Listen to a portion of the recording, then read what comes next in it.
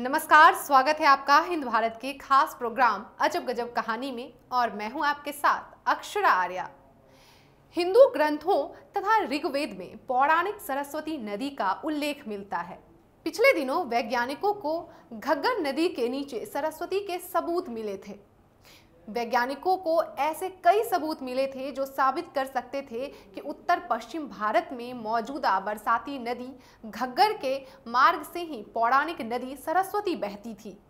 हालांकि कई लोगों का मानना है कि यह पौराणिक नदी अब भी जमीन के नीचे से बहती है।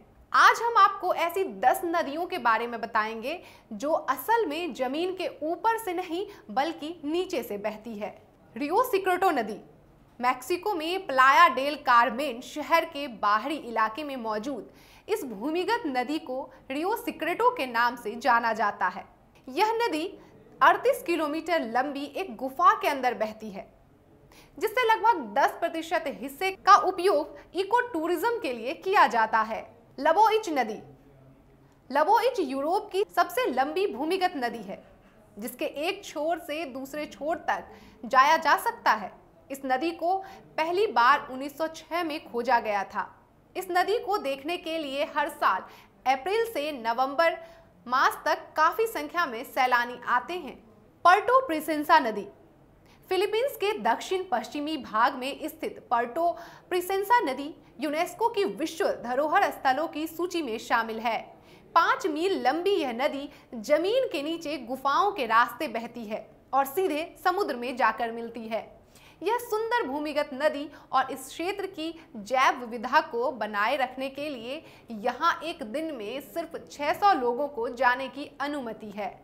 पुंकवा नदी चेक गणराज्य में मौजूद पुंकवा नदी की पहली बार 1723 में खोजा गया था, लेकिन 1909 तक यहाँ आम लोग नहीं जा सकते थे।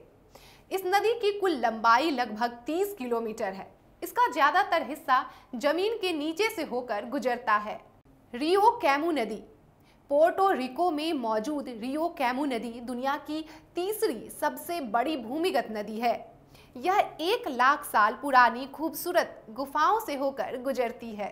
सैंटा फे नदी अमेरिका की उत्तरी फ्लोरिडा में मौजूद सैंटा फे नदी की कुल लंबाई 121 किलोमीटर है। यह आम नदी की तरह ही है, लेकिन यह 5 किलोमीटर तक जमीन के अंदर से होकर बहती है। थमकुन से रिवर लाओस की थमकुन से रिवर दुनिया की सबसे बड़ी नदी गुफा में मौजूद है, जो 393 फीट लंबे और 654 फीट चौड़ी है।